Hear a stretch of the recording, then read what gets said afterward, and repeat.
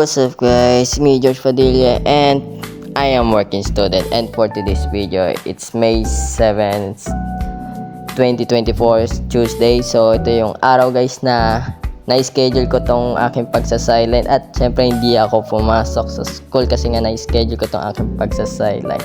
So ayun, syempre kaya ako na-schedule to guys kasi sobrang busy ko ng Saturday, and then meron akong sideline ng Sunday. So kaya ako guys na hindi ko na-schedule ito ng Saturday kasi ipala ko magpahinga ng Saturday kasi meron pa ako sideline ng Sunday. Kaya rin guys na-schedule ko to ngayong Tuesday kasi guys nagkaroon kami ng group activity, and then nagkaroon kami ng ambagan. So hindi ko na sabihin guys kung ano subject, kung magkano yung ambagan namin yun.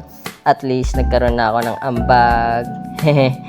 And then ayun, sabi sa group activity namin guys, may iba pa akong ambag dun. So yun, secret na lang ha. And then ito guys, so yun, baka makalimutan ko na guys, may kwento sa inyo to aking pagtitrim ng puno. So yan, kwento ko na kasi inyo to guys, yung pagtitrim ko ng punong ito. So ayan guys, so napapansin nyo guys, so trim ko lang ko naman din to guys. So ginagawa ko lang binabawasan ko lang din yung mga dahon. So syempre guys, di ko na to kakalbuin guys. So kawawa naman to guys kung kakalbuin ko, baka mamaya magkahit ang kliyente at nakalbo ko na. Pero pwede naman, kaya naman. So yun yung minsan yung ginagawa ng ibang kliyente, gusto nila kinakalbo yung mga puno nila, tapos sabi nila tutubo naman. Pero sa akin, parang mas maganda pa kung may damo-damo pa, pero konti lang, wag lang sobrang haba na damo. So yun, trim lang tayo. Ito nga sinunod ko yung may tinik. At ito nga guys, yung aking sinunod ay yung pagwawalis na, tatapos na. Syempre guys, kwento ko lang sa inyo, bakit ba ako nagsa-sideline? Hindi lang ito siyempre sa aking sarili, siyempre kahit paano guys may tulong. Meron na rin ako may tulong dito sa aming bahay, like yung mga gastusin sa pagkain, and then yung cooking gas din guys. So ayan, mismong ako nang gumagastos nun, so hindi naman palagi, ayun, so paminsan lang. And then syempre ang sunod ko dito yung ito nga guys, yung dahil natapos pala ako sa pagkawalis na sinunod ko itong puno, itong pagputol. So di ko na binidyoan kung paano ko siya pinutol, and then ay natrim. So yun guys yung malapit sa kuryente, and dapat nga matrim na rin natin yun kahit paano hindi na siya delikado.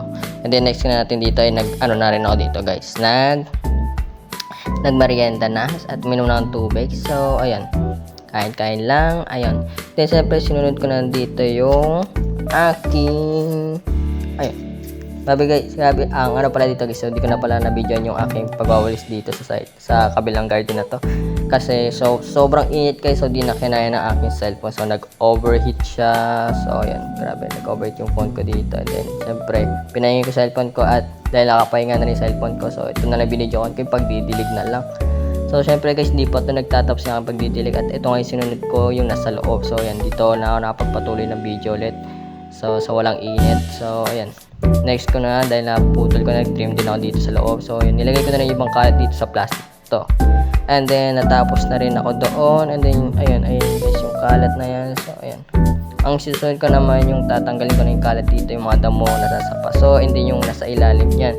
So gusto sana guys tanggalin yung bakal na yan, naputol, kaso di ko siya matanggal kasi mabigat yan guys, so di ko nakakayanin. Kaya nag-decide na ako na ayun, lumusot na lang. I mean, papalusot ko na lang yung walis.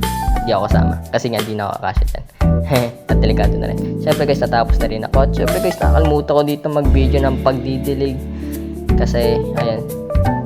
At siyempre guys, so dahil di ko na to guys papabahin tong video ito, at ito nga papakita ko na lang sa inyo. So sana guys nakikita nyo pa yan. At siyempre guys, dito ko na rin ito tatapusin tong aking pag-vlog or pag-video. So and then bye bye and peace out.